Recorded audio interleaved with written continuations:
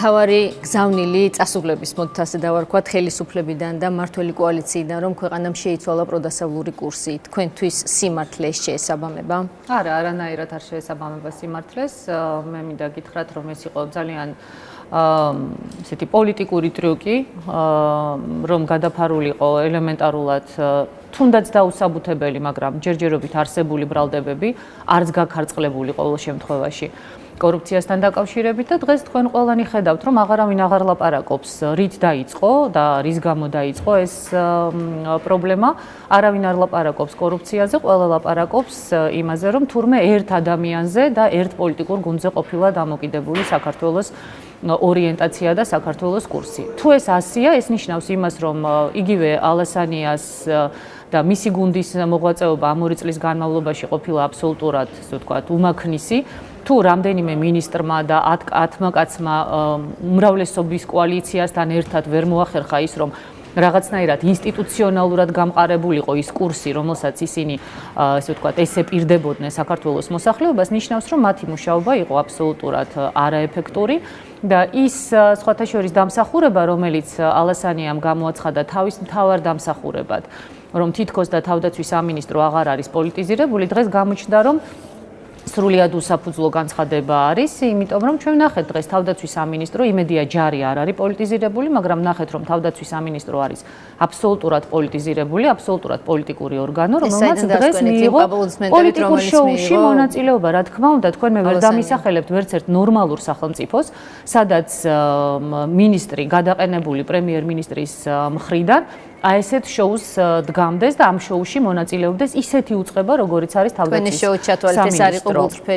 არა, შეიძლება ეს გულწრფელი იყო, მაგრამ ეს თავდაცვის სამინისტროა და არც ერთ თანამშრომელს თავდაცვის სამინისტროსა არ უნდა მიეცა თავისათვის უფლება ასეთი დემონსტრატიული ემოციების გამოვლინებისა. მე გეტყვით ერთ რამეს, ნინო, პრობლემა არის ის, რომ რასაც მე ვამბობდი ძალიან დიდი ხნის განმავლობაში, რომ ის მოდელი, რომელიც ჩვენ თავს მოგვახვიეს საპარლამენტო თუ ნახევრად საპარლამენტო რესპუბლიკის სახით აუცილებლად შეუქმნის უმძიმეს პრობლემებს მეთქი ქვეყანას, მე ამას ვამბობდი და დღეს ეს ფაქტია, რომ ჩვენ გვაქვს ძალიან სერიოზული სახელისუფლებო და საპარლამენტო კრიზისი, შეიძლება ქვეყანა უმძიმესი კრიზისის წინაშე აღმოჩნდეს და ნამდვილად შემიძლია გითხრათ, რომ მე მთელი ამ 2 დღის განმავლობაში, რასაც ვხედავ და ვისმენ, სამწუხაროდ მიღრმავებს იმეჯს, რომ ჩვენ არა ვართ სახელმწიფო და ჩვენ არა ვართ სუვერენული სახელმწიფო. თუნდაც დღევანდელი კომენტარები, დღევანდელი შეფასებები, როდესაც მთავარი ამოცანა და განხილვის საგანი არის ის, რომ ქვეყნის ევროატლანტიკური კურსი შეიცვალა, არ შეიცვალა, დავნიშნავთ თუ არა ისეთ მინისტრს, რომელიც მოეწონება ჩვენს დასავლელ პარტნიორებს და ჩემმა წინამორბედმა აქ ის სიტყვაც კი გამოიყენა, რომ დიდი რესურსი ჩადო დასავლეთმა საქართველოში და ეხლა რაღაცეები არ მოწონსო, ეს ნიშნავს იმას, რომ ჩვენ არა ვართ დამოუკიდებელი სახელმწიფო, ნინო. როდესაც ამ 2 დღის განმავლობაში არც ყოფილ თავდაცვის მინისტრს, არც მის თანაგუნდელებს, რომლებიც პირდაპირ პოლიტიკურ შანტაჟზე წავიდნენ პრაქტიკულად, არც უმრავლესობის წევრებსაც და არც მთავრობას ფაქტიურად არ ულაპარაკია სახელმწიფო ინტერესებზე, ქვეყნის ერთიანობაზე, იმ კურსზე, რაც განაპირობებს ქვეყნის ერთიანობას და ლაპარაკია მხოლოდ რომელიმე ორგანიზაციაში გაწევრიანებაზე, ეს ნიშნავს იმას, რომ ჩვენ არც საგარეო პოლიტიკა გვაქვს, არც საშინაო, იმიტომ რომ საერთაშორისო ორგანიზაციაში გაწევრიანება, ნინო, იქნება ეს ევროკავშირი თუ იქნება ეს ნატო, ეს არ შეიძლება ქვეყნის თვითმიზანი იყოს. ეს არის საშუალება, რომ ქვეყანა მიაღწიოს იმ მიზანს, რა მიზანიც მას აქვს დასახული და დღეს ჩვენ თვითმიზნათა გვაქვს დასახული ესეთი ილუზორული ნატოში და ევროკავშირში გაწევრიანება, მაშინ როდესაც ახლა მე რო არ დამბრალდეს მაინდა-მაინც მოწინააღმდეგობო, დიდი ბრიტანეთის პრემიერ-მინისტრი დევიდ კამერონი პირდაპირ აცხადებს, რომ შეიძლება მან დატოვოს და მისმა ქვეყანამ ევროკავშირი, იმიტომ რომ არის მთელი რიგი გადაწყვეტილებები, რომელიც ბრიტანეთის ინტერესებს არ შეესაბამება. ეხლა მატყობინებენ პრეზიდენტი, მე მგონი განცხადებას აკეთებს, ჩვენ შეგვიძლია ერთად მოვისმინოთ ეს განცხადება. არის იმედი მინდა ვიქონიო, რომ პრეზიდენტი მაინც ილაპარაკებს თუნდაც სიმბოლურად ქვეყნის ინტერესებზე და არა მხოლოდ ასე ვთქვათ ინტერესს. დღეს არის შეჯიბრი, ნინო, ვინ ჩაიწერს დასავლეთთან ქულებს. დღეს არის შეჯიბრი, ვინ მოიპოვებს ადგილს და ვინ დაიჭერს იმ დროშას ხელში, რომელიც ეჭირა ხელში მიხეილ სააკაშვილს, ანტირუსული და პროდასავლური დროშა, იმიტომ რომ საქართველოში ეს დროშა გახდა ხელისუფლებაში მოსვლის და ხელისუფლების შენარჩუნების ძალიან სერიოზული მექანიზმი. მოდით მოვიკითხოთ ოპოზიციური სპექტრი. თქვენს პარტიას დაგასუსტებთ, ალასანიას შემოერთება ოპოზიციაში და თქვენი როლი დაიკლებს თუ პირიქით გაიზრდება? არა, მე ნამდვილად არანაირად არ ვთვლი, რომ ჩვენ დაგვასუსტებს ალასანიას გამოჩენა, იმიტომ რომ მე აბსოლუტურად ვეთანხმები ქალბატონი ხათუნა ლაგაზიძის შეფასებას ალასანიას ფიგურასთან დაკავშირებით. ის არასოდეს არ ყოფილა ლიდერი, ახლა მე ნამდვილად არ დავიწყებ გახსენებას არც, ასე ვთქვათ, ცალკეული დეტალების, რომელიც უბრალოდ ნამდვილად აჩვენებს მისი სუსტეს, თუნდაც გუშინწინდელი თუ გუშინდელი განცხადება, როდესაც მან ვერ გათვალა ორი ნაბიჯიც კი და როდესაც წახალისებულმა დასავლეთის მხარდაჭერით ჩათვალა, რომ მას არ გაანთავისუფლებდნენ და პირდაპირ შანტაჟზე წავიდა. მთელი საქართველო ველოდით, რომ ის გააკეთებდა განცხადებას, რომ მე მივდივარ თავდაცვის მინისტრობიდან, მაგრამ არ მივდივარ გუნდიდან და ყველაფერს გავაკეთებ, რომ გამოძიება ბოლომდე მივიდეს. ამის ნაცვლად მოვისმინეთ განცხადება მთელი გუნდის ფონზე, რომ ხვალ შევიკრიბოთ და ვისაუბროთ. ანუ დღეს რომ შეკრებილიყვნენ და ღარიბაშვილს თავზე ხელი გადაესვა, მაშინ პროდასავლური ორიენტაცია არ იქნებოდა, ხო, როგორც ჩანს კითხვის ნიშნის ქვეშ.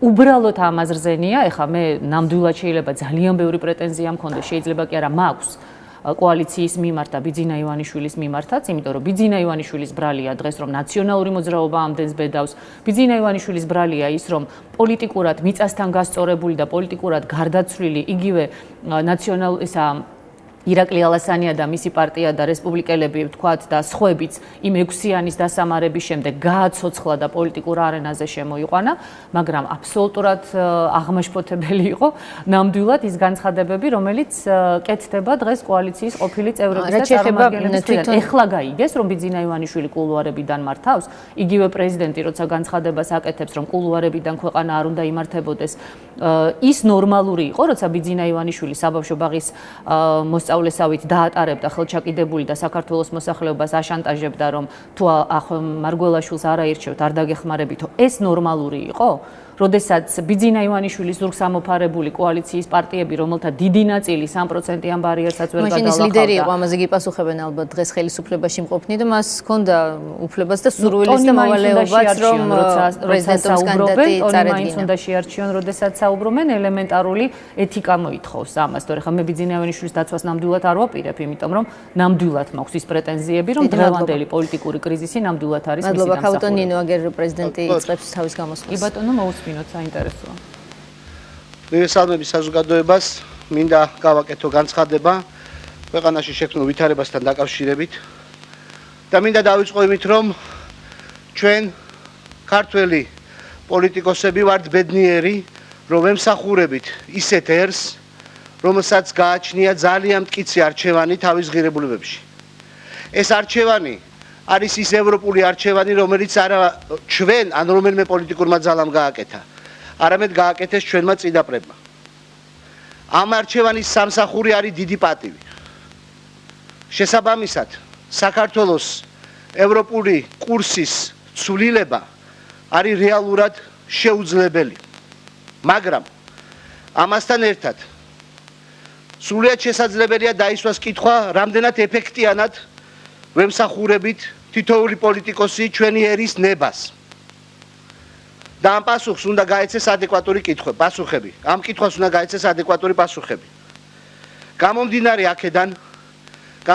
იქედან, რომ ჩვენი სამსახური უნდა იყოს უაღრესად ხარისხიანი და ეფექტიანი, კონსტიტუციით მინიჭებული უფლებამოსილების ფარგლებში მე მივმართავ საქართველოს მთავრობას და პარლამენტს.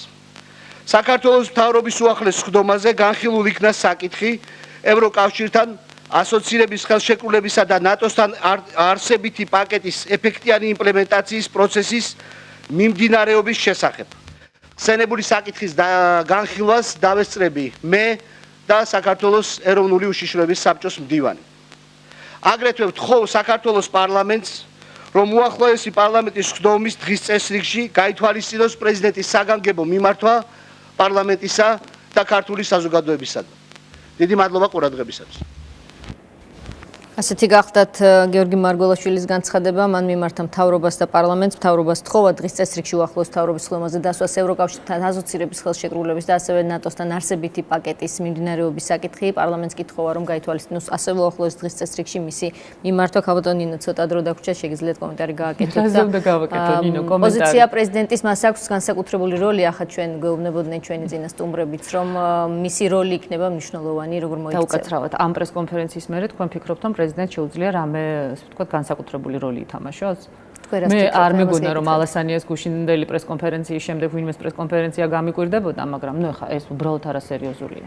სამწუხაროდ ძალიან და ჩვენ ვართ ვითარებაში, როდესაც ქვეყანას არ ყავს პრეზიდენტი, ქვეყანას ყავს არაეფექტური მთავრობა, ერთადერთი ეფექტური ნაბიჯი ეხა ყოველ შემთხვევაში გუშინ ნამდვილად სერიოზულად ეფექტური ნაბიჯი გადადგა ბატონმა ღარიბაშვილმა, იმიტომ რომ ეს იყო ერთადერთი სწორი გამოსავალი იმ შანტაჟის შემდეგ, რომელიც ირაკლი ალასანიამ მოაწყო 6 საათზე და იმედი მინდა ვიქონიო, რომ ღარიბაშვილის შემდეგი ნაბიჯებიც ეფექტური იქნება და ქვეყანას ყავს პარლამენტი, სადაც არის წარმოდგენილი 40%-ით დამნაშავე ორგანიზაცია, სადაც არიან წარმოდგენილი ბიძინა ივანიშვილის ხათრით სხვათა შორის ის პოლიტიკური პარტიები, რომელთაც არასოდეს 3 და 4%-იან მხარდაჭერაზე მეტი თითქმის არასოდეს არ ქონია.